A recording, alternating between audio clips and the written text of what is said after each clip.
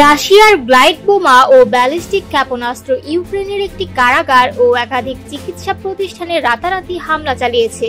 নাগরিক এলাকায় এই ধারাবাহিক হামলায় অন্তত 22 জনের মৃত্যু হয়েছে, এমনটাই জানিয়েছে ইউক্রেনীয় কর্তৃপক্ষ। দক্ষিণ পূর্ব ইউক্রেনের জাপোরিজিয়া অঞ্চলে 4টি শক্তিশালী গ্লাইড বোমা সরাসরি আঘাত হানে একটি কারাগারে।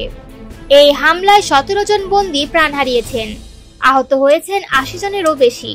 অন্যদিকে মধ্য ইউক্রেনের দনিপ্র অঞ্চলে রাশিয়ার ক্ষেপণাস্ত্র হামলায় ধসে পড়ে একটি 3 তলা ভবনের একাংশ। ক্ষতিগ্রস্ত হয় পাশের মাতৃত্বকালীন হাসপাতাল সহ একাধিক চিকিৎসা প্রতিষ্ঠান।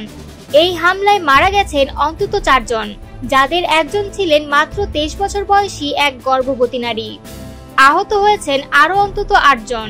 ইউক্রেনের প্রেসিডেন্ট ভলোদিমির জেলেনস্কি জানিয়েছেন, দেশ জুড়ে 73টি শহর, জনপদ ও গ্রামে রাশিয়ার সুনির্দিষ্ট হামলায় মোট 22 জনের মৃত্যু হয়েছে।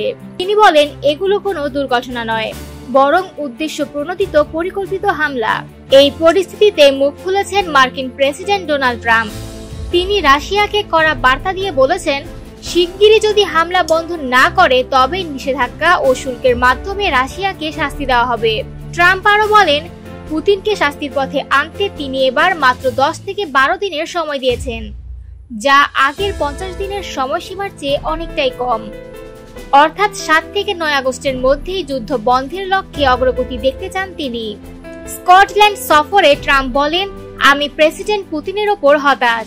যুদ্ধ থামানোর প্রতিশ্রুতি দিয়ে তিনি এখনো নিষ্পাপ মানুষদের হত্যা করে চলেছেন। ট্রাম্পের এই ঘোষণাকে স্বাগত জানিয়েছেন প্রেসিডেন্ট জেলেনস্কি। তিনি বলেন, শান্তি সবাই চায়, ইউক্রেন, ইউরোপ, যুক্তরাষ্ট্র এবং বিশ্ব চায় না শুধু রাশিয়া।